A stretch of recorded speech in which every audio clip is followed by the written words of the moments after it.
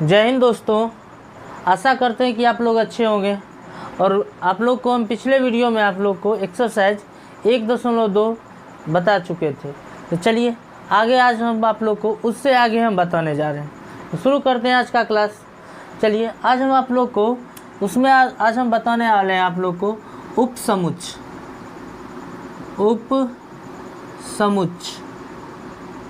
देखिए इधर उपसमुच्चय, इसको इंग्लिश में आप कह सकते हैं सबसेट। क्या कहिएगा? सबसेट। उपसमुच्चय क्या कहा जाता है? सबसेट या उपसमुच्चय। इसको पहले आप समझिए अच्छे से, उपसमुच्चय या सबसेट होता कौन चीज़ है। अगर देखिए यदि सेट ए का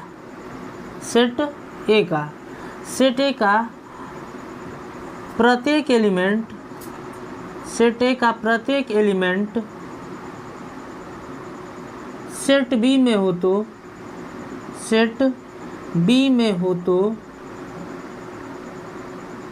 तो सेट ए को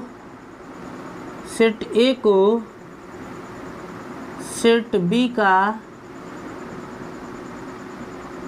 उपसमुच्चय कहा जाता है। उपसमुच्चय कहा जाता है। अगर सेट ए का प्रत्येक एलिमेंट, अगर सेट ए का टोटली एलिमेंट किस में हो जाए? सेट बी में हो जाए, तो सेट ए को सेट बी का उपसमुच्चय कहा जाता है। अगर आप लोग इस चीज़ को अभी तक नहीं समझे हैं तो आराम से रहिए, आपको धीरे धीरे हर एक चीज़ समझ में आ जाएंगे। अब देखिए इधर, अगर आप ये इसको आप समझेंगे कैसे, यहाँ पर देखिए। अगर मान लीजिए हम आपको एग्जाम्पल समझाएंगे तो आपको आराम से इस चीज़ को समझ में आ जाएंगे। जैसे देखिए इधर एग्जाम्पल देखिए, इस तरह से बताइए। अगर सेट ए का प्रत्येक एलिमेंट सेट बी में होगा तो ए सबसेट ऑफ क्या चीज़? B. A subset of B, इसे कहा जाता है सबसेट। हिंदी में कहिएगा तो उपसमुच्चय। यह सिंबल जो है किसका है? सबसेट का, अर्थात उपसमुच्चय का सिंबल है। तो A subset of B, A B का उपसमुच्चय। क्लियर है इसमें? तो चलिए अगर हम इसमें लिखते हैं, इसको एग्जाम्पल सब समझने की कोशिश करते हैं। जैसे मान लीजिए कि पहला एग्जाम्पल हम ले लेते हैं। सेट ए बराबर हम लिख लेते हैं 2, 4, 6, 8, 10। ठीक। और हम सेट बी बराबर लिखते हैं 1, 2, 3, 4, 5, 6, 7, 8, 9, 10। अब देखिए किस सेट ए का किसका एलिमेंट देखिएगा कि सेट ए का देखिए 2, यहाँ पर 2 है, क्या सेट बी में है कि नहीं? 4 सेट बी में है, 6 सेट बी में है। उसका देखिए 8 सेट यहाँ पर है, 10 इसमें भी। अर्थात ए का टोटली एलिमेंट किस में आ रहा है? बी में आ रहा है कि नहीं? इसीलिए आप कह सकते हैं कि नहीं, A subset of B. A subset of B मतलब ए बी का उपसमुच्चय। आप लोग ये सोचते होंगे, क्या बताइए बी ए का उपसमुच्चय होगा कि नहीं? हो सकता है, लेकिन इसके लिए सेम वही कंडीशन आप लोग बुझ रहे होंगे। अगर बी का टोटली एलिमेंट किस में चल जाए? अगर ए में आ जाएगा तो आप ये कह सकते हैं कि बी जो है सेट ए का उपसमुच्चय। लेकिन यहाँ पर देखिए इधर ए का टोटली एलिमेंट किस में आ रहा है? सेट बी में आ रहा है। अर्थात सेट ए जो है बी का क्या हो जाएंगे? सबसेट हो जाएंगे, उपसमुच्चय। आप लोग ये भी जान लीजिए कि फाई जो होता है, रिक्त समुच्चय जो होता है, फाई जो होता है प्रत्येक सेट का उपसमुच्चय होता है। प्रत्येक सेट का क्या होता है? उपसमुच्चय होता है। तो सभी का सबसेट क्या हो जाएगा? फाई। यानी कह सकते हैं फाई जो है ए का भी सबसेट है, और फाई जो है किसका सबसेट है? बी का भी सबसेट है। ये कह सकते हैं कि नहीं? तो फाई जो होता है प्रत्येक सेट का क्या होता है? उपसमुच्चय होता है। इतना बुझ गए? चलिए अगला हम एक और एग्जांपल बताते हैं। सेट ए बराबर हम लिखते हैं ए ई, और सेट बी बराबर लिख देते हैं ए ई आई ओ यू। देखिए अब यहाँ पर आप देखिए खुद से, ये सेट ए का देखिए, ए इसमें है तो ये यहाँ पर भी है, ई इसमें है तो ये इसमें भी है, अर्थात ए का टोटली एलिमेंट किस में आ रहा है, बी में आ रहा है कि नहीं। आप ये कह सकते हैं कि नहीं, सेट ए जो है सेट बी का क्या है, उपसमुच्चय है। और फाई जो होता है प्रत्येक सेट का सबसेट होता है, उपसमुच्चय होता है, इसमें कोई दिक्कत नहीं। चलिए इसको और कुछ समझते हैं। एग्जाम्पल देखिए तीसरा, एग्जाम्पल हम तीसरा बताते हैं। सेट ए बराबर देखिएगा 1 2 3 और सेट बी बराबर हम लिख देते हैं 1 2 3 4 5। बताइए सेट ए का टोटली एलिमेंट किस में आ रहा है, सेट बी में आ रहा है कि नहीं। आप ये कह सकते हैं कि नहीं कि ए जो है सबसेट होगा किसका, बी का, अर्थात ए उपसमुच्चय होगा किसका, बी का। अब तक आप लोग उपसमुच्चय में लगभग इतना आप समझ चुके होंगे कि कौन किसका उपसमुच्चय होता है या नहीं होता है। चलिए ऐसा भी तो कंडीशन आ सकता है कि सेट ए बराबर अगर आपको कह दिया जाए ए बी सी और सेट बी बराबर लिख देते हैं ए ई आई ओ यू।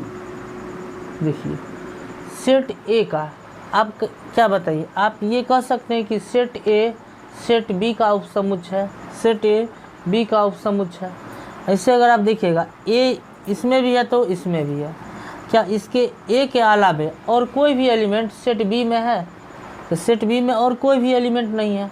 इसका मतलब सेट ए जो है सेट बी का उपसमुच्चय नहीं होगा, सबसेट नहीं होगा। लेकिन आप इसके अलावे उल्टा भी आप देख सकते हैं, सेट बी का क्या टोटली एलिमेंट ए में है, तो है ही नहीं। इसीलिए आप कोई भी चीज़ कर सकते हैं, ये कह सकते हैं कि सेट ए जो है डज नॉट सबसेट किसका, बी का। क्या हो जाएगा, डज नॉट सबसेट बी का। तो सेट ए जो है सेट बी का सबसेट नहीं है। उसके बाद देखिए इधर अगला एक और देखिए, आप लोग इसको समझ चुके हैं। मान लीजिए कि हम सेट ए बराबर लिख देते हैं x all of set x such that x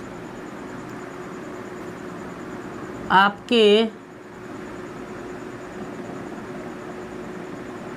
विद्यालय के कक्षा 11th के छात्र हैं। ये लिख दिया गया ये सेट, और सेट बी लिखा हुआ है कि all of set x such that x आपके विद्यालय का छात्र है, विद्यालय का छात्र है।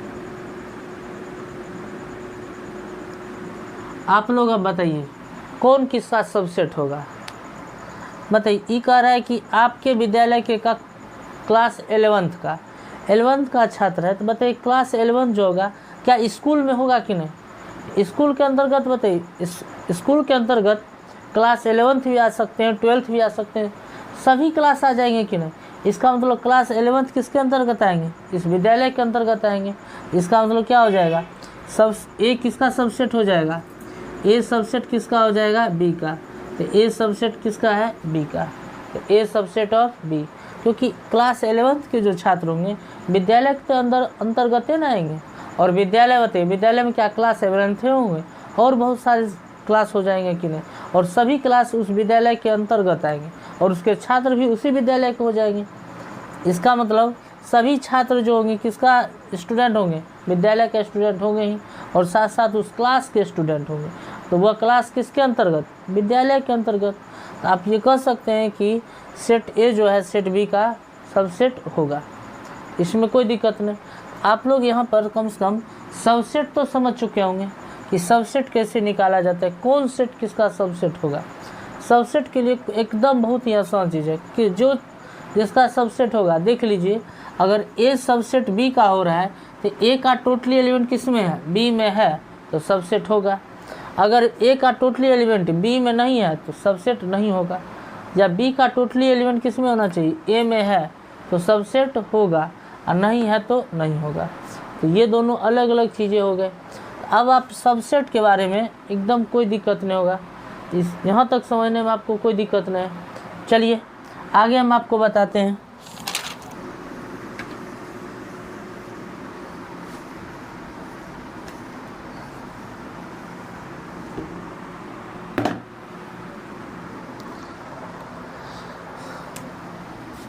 अगला देखिए, अब आप लोग को बताते हैं उपसमुच्चय लिखने की विधि।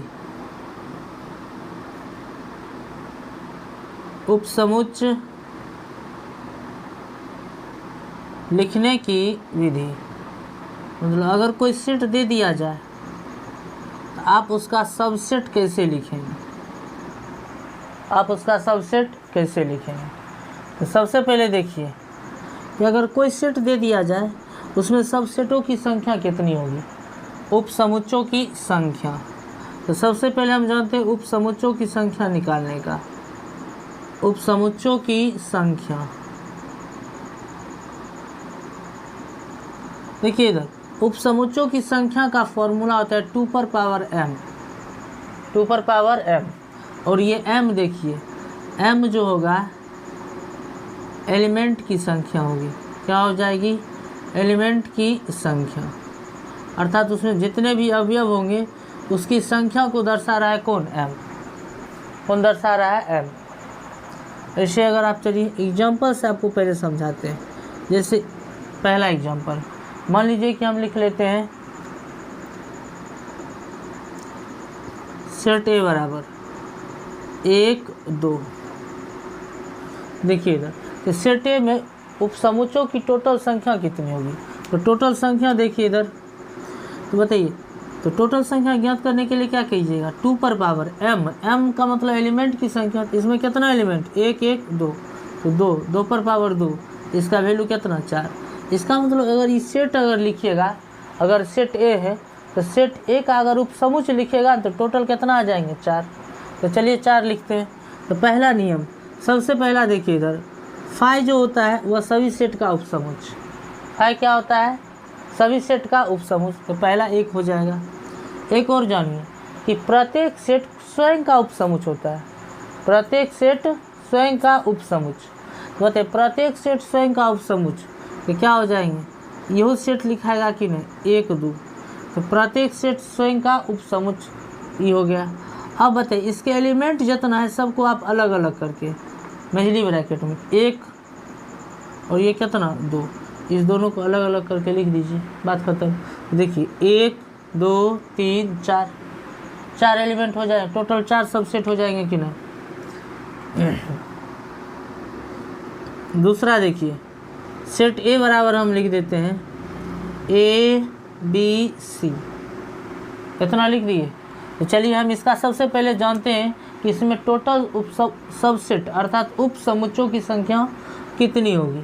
तो बताइए 2 पर पावर कितना, m। तो m का मान देखिए 1 2 3, तो 2 पर पावर 3, 2 पर पावर 3 की जगह कितना, 8। इसका मतलब इसमें टोटल सबसेट की संख्या कितना, 8। यहाँ पर पहला देखिए कितना, 5।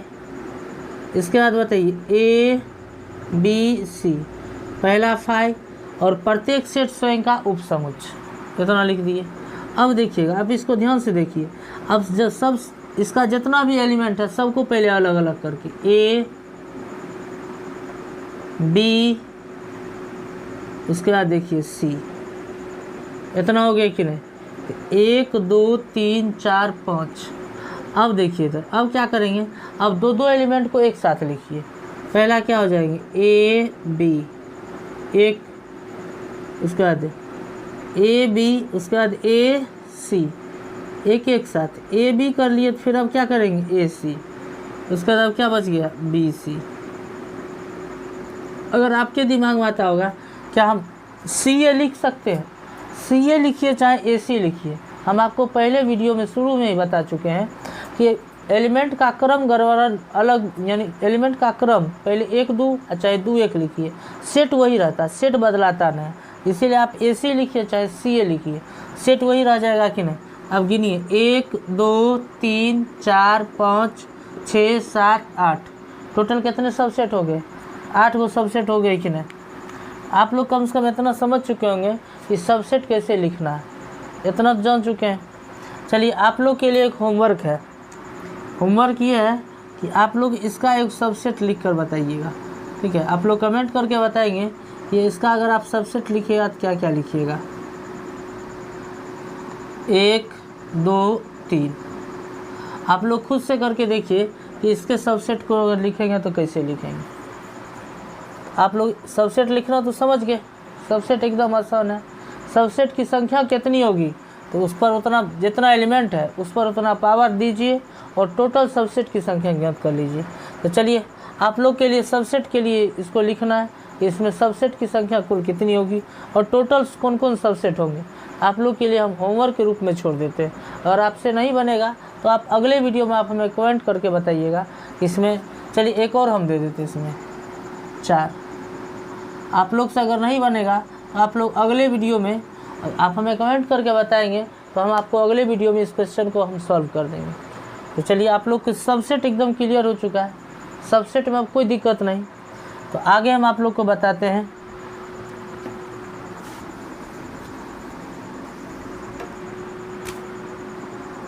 अगर आप लोग सबसेट जान गए हैं, अगला होता है कौन चीज़, पावर सेट। क्या होता है, पावर सेट। हिंदी में कहिएगा घात समुच्च। क्या कहेंगे, घात समुच्च। अब देखिए इधर, जिसको सबसेट लिखना समझ में आ गया उसके लिए पावर सेट एकदम आसान है। पावर सेट एकदम ही आसान है। पावर सेट किसे कहते हैं जान लीजिए। उपसमुच्चों के समुच्च को, उपसमुच्चों के समुच्च को, उपसमुच्चों के समुच्च को घात समुच्च कहते हैं। क्या कहते हैं, घात समुच्च कहते हैं। उपसमुच्चों के समुच्च को क्या कहते हैं, घात समुच्च, या हिंदी में इंग्लिश में कह सकते हैं कौन चीज़, पावर सेट। इसे PA से सूचित किया जाता है। इसे कौन चीज़ से सूचित करते हैं, PA से। सूचित कौन चीज़ से करेंगे बताइए, PA से। बताइए पावर सेट किसे कहेंगे, आप याद रखिएगा उपसमुच्चों के समुच्च को क्या कहेंगे, पावर सेट कहेंगे। इसे किससे सूचित करते हैं, PA से। अब देखिए इधर, अगर आप इसको इतना अगर जाने तो चलिए हम आपको एग्जाम्पल से आपको हर एक चीज़ क्लियर हो जाएगा अगर आप एग्जाम्पल बढ़िया समझते हैं। जैसे मान लीजिए कि सेट A बराबर हम लिख दिए AB, तो सबसे पहले इसका सबसेट लिखते हैं। तो सबसेट लिखना कैसे है, तो पहले लिखिएगा फाई, उसके बाद क्या चीज़ A, उसके बाद क्या चीज़ B, AB लिख दिए। देखिएगा अब क्या हो जाएगा, स्वयं सेट AB 1 2 3 4, और ये उपसमुच्च हुआ। और इसका अगर हम फिर समुच्च बनाएंगे, इसका हम फिर क्या करेंगे, समुच्च। तो सबसेट हो गया उपसमुच्च, और उपसमुच्चों के समुच्च को, उपसमुच्चों के समुच्च को क्या कहेंगे बताइए, हम पावर सेट कहेंगे। क्या कहेंगे, पावर सेट। इतना हम कोई दिक्कत नहीं। जैसे अगर आपको दे देते हैं, बताइए 2 नंबर एग्जाम्पल, सेट A बराबर 1 2 3, इसका बताइए पावर सेट लिखने के लिए तो आसान है। तो सबसे पहले क्या कीजिए, उपसमुच्च फाई 1 2 3 ये लिख लिए। अब बताइए सबसेट 1 2 3 हो गया। अब बताइए 1 2, अब क्या लिखेंगे 1 3 लिखेंगे कि नहीं, और फिर हो जाएगा कितना 2 3, ये तो हो गया सबसेट। और इसके सबसेट के समुच्च को, तो यानी PA बराबर क्या लिख देंगे, फिर इसका समुच्च ऐसे कर दीजिए, ये क्या हो जाएगा, पावर सेट, यानी घात समुच्च। इसमें अब कोई दिक्कत नहीं। अब देखिए इधर एक चीज़ और देखिए, अगर कभी कभी आपको अगर क्वेश्चन देने की इच्छा होगी तो आपको थोड़ा सा क्लिष्ट कर सकता है। वैसे देखिए इतना हम कोई दिक्कत नहीं ना, पावर सेट समझ गए। चलिए एक और हम आपको देते हैं, सेट ए बराबर अगर कह दिया डी ई एफ, इसका बताइए पावर सेट लिखिए तो क्या कीजिएगा। बस कुछ नहीं करना है, आप लोग जानवे करते, पहले फाई, उसके बाद same set D E F एक, फिर क्या कहिएगा डी, फिर ई, और फिर कौन चीज़ एफ, इतना कर देंगे। उसके बाद क्या हो जाएगा डी ई, उसके बाद देखिए इधर डी एफ, और उसके बाद ई एफ। ये टोटल सेट हो गया कि नहीं। और पावर सेट जब भी कहेगा तो पी ए, सब सेट निकालिए और उसको सेट के रूप में बदल दीजिए, यही क्या कहलाएगा पावर सेट। बहुत ही आसान है पावर सेट, आप लोग पावर सेट समझ चुके होंगे। इतना समझने में आप लोग को ज़रा सा भी कोई दिक्कत नहीं होगी। अगर आपको दिक्कत होती है तो आप लोग हमें कमेंट करके बताइए कि आपको कौन सा पार्ट या कौन चीज़ समझ में नहीं आता, तो हम आपको निश्चित रूप से वो चीज़ कोशिश, उस चीज़ों को हम समझाने की फिर से कोशिश करेंगे। इसके लिए आप लोगों के लिए तब एक और वीडियो उसी से रिलेट हम आपको डाल देंगे, बता देंगे। लेकिन चलिए, इतना पावर सेट समझने में कोई दिक्कत नहीं हुआ होगा। चलिए आगे बताते हैं। अब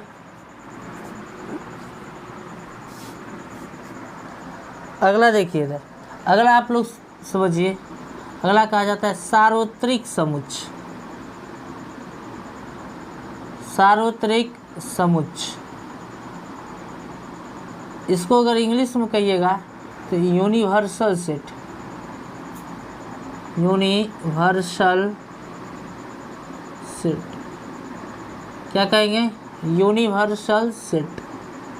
यूनिवर्सल सेट देखिए इधर, इसका होता है कि परिभाषा देखिए इसे, वैसे समुच्चय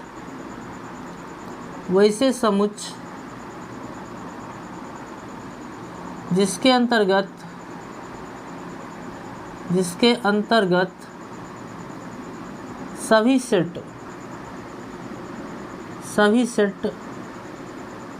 सभी सेट आते हैं,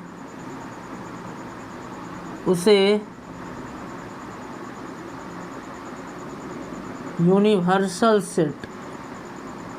यूनिवर्सल सेट कहते हैं। अब देखिए इधर परिभाषा क्या कि वैसे सेट जिसके अंतर्गत सभी सेट चले आते हैं उसे क्या कहते हैं, पावर सेट कहते हैं। आप लोग कुछ नहीं समझेंगे इस परिभाषा से, एकदम कन्फर्म है कि आप लोग नहीं समझे होंगे कि वैसे समुच्चय जिसके अंतर्गत सभी सेट चला है उसे क्या कहेंगे, पावर सेट कहेंगे। इसे देखिए इधर, इसे यू से सूचित किया जाता है, कैपिटल में यू, इसे कैपिटल यू से सूचित किया जाता है,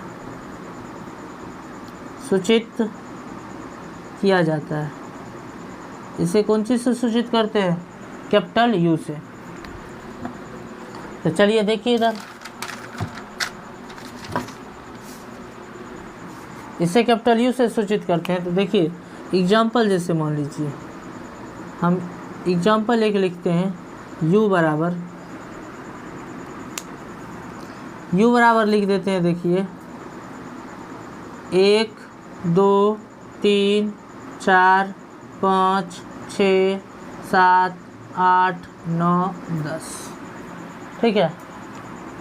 उसके बाद देखिए अब सेट ए बराबर हम लिख रहे हैं 2 4 6 8 10, सेट ए बराबर। सेट बी बराबर देखिए 1 3 5 7 9,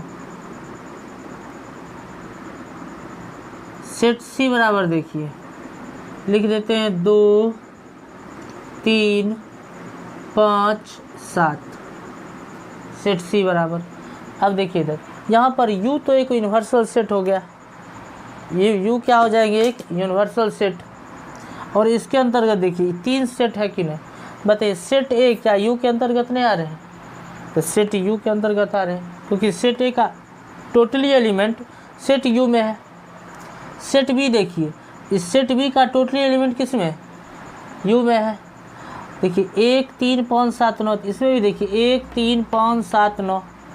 सेट सी का देखिए 2 3 5 7, 2 3 5 7, इसका सब एलिमेंट इसमें है कि नहीं।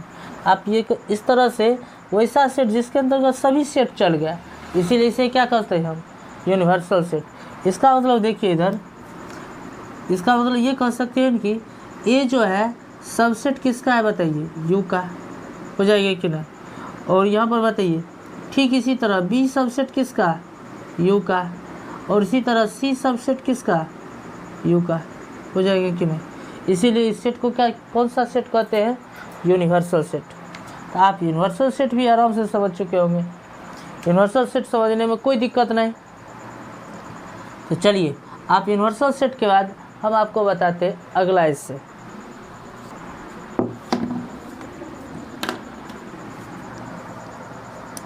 अगला देखिए, अगला एक इंटरवल,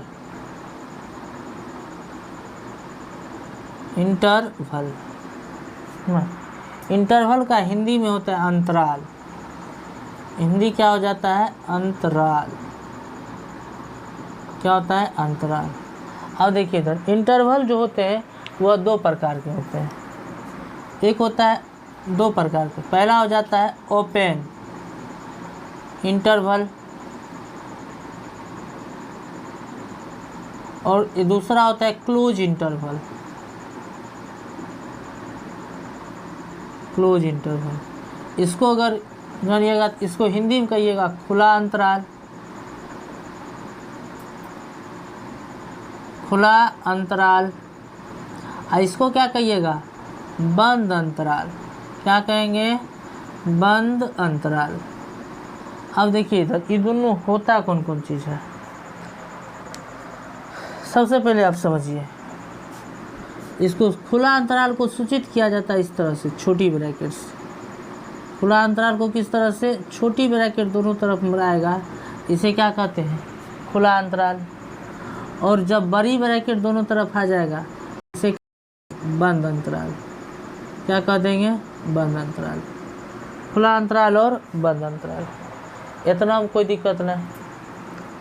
तो चलिए पहले इसको समझते हैं। एक तरफ लिख देते हैं ओपन इंटरवल, और एक तरफ लिखते हैं क्लोज इंटरवल।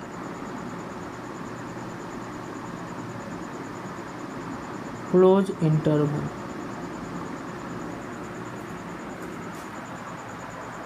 देखिए इधर क्लोज और ओपन इंटरवल क्या होता है, आपको देखिए दोनों के सेम एग्जांपल लेते हैं। पहला देखिए एग्जांपल इसमें लेते हैं, इसमें लिख देते हैं all of set x such that x belongs to z, belongs to z, x greater than -2 और लेस देन कितना, 5, एक्स ग्रेटर देन -2 और लेस देन 5। और अगला देखिए, इसी को अगर हम इसमें लिख रहे हैं x all of set x that x belongs to Z, और x greater than equal to -2 और लेस देन इक्वल टू कितना, 5। इसका मतलब देखिए आप इसमें ये कह रहा है कि x का जो वैल्यू होगा ना, x का वैल्यू वह -2 से बड़ा, यानी कह सकते -1, 0, 1, 2, 3, 4, 5 से छोटा है। और इधर देखिए x का जो वैल्यू होगा यह हो जाएगा -2, क्योंकि बराबर करके लेने के लिए कह रहा है, तो -2, -1, 0, 1, 2, 3, 4, 5। इसमें देखिए इधर ये इसमें यहाँ ये कंडीशन के हिसाब से हम ये ले लिए, और इधर कंडीशन के हिसाब से ये ले लिए। अब देखिए इधर इसको समझना कैसे, समझना ये है कि जब भी लेस देन या ग्रेटर देन, जब भी क्या लगा हो, लेस देन या ग्रेटर देन, केवल लेस देन और ग्रेटर देन। यहाँ देखिए less than greater than, less than greater than, तो केवल जब इसमें लेस देन या ग्रेटर देन जब लगा होगा यह हो जाता है खुला अंतराल, अर्थात इसका वैल्यू जो होगा -2 से लेकर कहाँ तक जाना है, 5 तक। कहाँ तक जाना है, 5 तक। आप जब इसको इंटरवल में कहा जाएगा लिखने के लिए तो दोनों पॉइंट ले लीजिए, इधर का -2, इधर का कितना, 5। इसमें बताइए ग्रेटर देन, केवल ग्रेटर देन या लेस देन लगल है, इसका मतलब ये खुला अंतराल है। इसको ऐसे लिख दीजिए, यहाँ देखिए, यहाँ पर भी देखिए -2 लीजिए और इधर का कितना लीजिए 5। इसमें देखिए लेस देन या ग्रेटर देन के साथ इक्वल टू लग गया कि नहीं, जखनी इक्वल टू लग जाएगा तो क्या हो जाएगा, क्लोज इंटरवल। क्या हो जाएंगे, क्लोज इंटरवल। इसका मतलब आप समझ गए कि केवल लेस देन दिया रहेगा तो open interval, less than equal to लिखल रहेगा तो क्लोज इंटरवल। इतना हमको दिक्कत नहीं ना। अब बताइए, अगर इसी को कह देगा आपको संख्या रेखा पर दर्शाने के लिए, किसमें दर्शाने के लिए, संख्या रेखा पर, तो बताइए, तो संख्या रेखा पर इस ओपन इंटरवल को दर्शाइए। मान लीजिए ई कौन चीज़ है, 0 मान लीजिए। 0 मानने के साथ साथ इधर होगा -2, तो दोनों तरफ ओपन है कि नहीं, यानी यहाँ एक दे दीजिए, इस तरह से खुला। ओपन है तो मतलब कौन चीज़, खुला। यहाँ कहिए -2 और इधर कौन चीज़ कह दीजिए, -2, इधर कौन चीज़ कहिएगा, -5, अर्थात इसको कह दीजिएगा -2, 5 हो जाएगा। तो इंटरवल को संख्या रेखा पर इस तरह से दर्शा सकते हैं। ठीक, अगर इसी के सापेक्ष अगर इसको कहेगा संख्या रेखा पर दर्शाइए, यानी संख्या रेखा पर इस तरह से खींचिए गो, बीच में क्या कीजिए, खाली केवल 0। आप बताइए खुला बंद है कि नहीं, तो यहाँ पर बताइए, यहाँ पर लिखिएगा -2, बस बंद है तो इसको क्या कीजिए, -2 को बंद। इधर देखिए 5 है, यो बंद अंतराल है, यहाँ पर 5, इसको इस तरह से कर सकते हैं, -2, 5, ये हो जाएगा, हो जाएंगे कि नहीं। इस तरह से खुला और बंद अंतराल समझ गए होंगे। खुला अंतराल में बुझ जाइए कि जब कभी भी लेस देन ग्रेटर देन लगा रहेगा तो इसे क्या कहेंगे, खुला अंतराल। और जब इसी के साथ इक्वल टू आ जाएगा इसे क्या कहेंगे, बंद अंतराल। इसको इस तरह से दर्शाएंगे। कभी कभी ऐसा भी तो हो सकता है, मान लीजिए कि एक कंडीशन इस तरह से आ जाए कि all of set x such that x belongs to z और x greater than equal to -2 और लेस देन कितना, 5। आप बताइए, इधर देख रहे हैं, इधर जो ही लेस देन इक्वल टू आ गया तो पहले -2 लिखिए और अंतिम में इधर देखिए 5। इधर कौन चीज़, लेस देन इक्वल टू, इधर कौन चीज़, बंद अंतराल, इधर कुछ नहीं है, कौन चीज़, खुला अंतराल। इसको अगर संख्या रेखा पर दर्शाना है तो आराम से दर्शा सकते हैं। यहाँ कह दीजिए बीच में 0, बीच में 0 कहिए। यहाँ पर देखिए, ये बताइए बंद अंतराल है, इधर कौन चीज़, -2, इधर खुला अंतराल है तो सीधे कितना, 5। इस तरह से हो जाएगा संख्या रेखा पर। तो ओपन इंटरवल समझने में कोई दिक्कत नहीं। इंटरवल आप बहुत ही आसान चीज़ है, केवल आपको less than equal to, less than या ग्रेटर देन, और लेस देन इक्वल टू और ग्रेटर देन इक्वल टू, जखनी इक्वल टू लग गया क्लोज, और जब केवल ग्रेटर देन या लेस देन हो तो क्या हो जाएगा, ओपन। इसमें कोई दिक्कत नहीं। चलिए अगला हम आपको बताते हैं। एक आपको इंटरवल में दे देगा, मान लीजिए कि all of set x such that x belongs to z, इतना कह दे, और आपको कह दे कि x greater than equal to 4 और लेस देन 6, -4 और लेस देन 6। अगर आपको इस तरह से कह देगा, आप इसको आराम से इंटरवल में तो लिखिए सकते हैं, -4 और कितना, 6। इधर से बताइए क्लोज, इधर से कौन चीज़, ओपन। कोई दिक्कत नहीं ना, इसमें कोई दिक्कत नहीं होगा। अगला देखिए अब, लेकिन अगर हम आपको यही दे देते हैं कि लिख देते हैं 6 और लिख देते हैं -6 और लिख देते हैं 5, एक तरफ लिख देते हैं ओपन इंटरवल, एक तरफ लिख देते हैं क्लोज इंटरवल, और आपको ये कह दें कि आप दर्शाइए इसको सेट बिल्डर फॉर्म में लिखिए, अर्थात समुच्चय निर्माण विधि में लिखिए, तो क्या लिखिएगा बताइए। आप यही लिखिएगा। देखिए इसको लिखने का तरीका, आप हमेशा all of set x such that x और बिलोंग्स टू किससे कर दीजिए, r से, हमेशा क्या कर दीजिए, r से। इसके बाद देखिए इधर, आप देखिए इधर x, देखिए इधर क्या है, खुला है, बताइए -6 है हम क्या कर देंगे -7, -7 से बड़ा होना चाहिए तो -6 का मान आ जाएगा। आइए देखिए इधर क्लोज इंटरवल है तो इक्वल टू एवे करेगा, यहाँ पर क्या कर देंगे 5, बात खत्म। इस तरह से लिखा जाएगा। अगला देखिए तीसरा, अगला हम बताते हैं।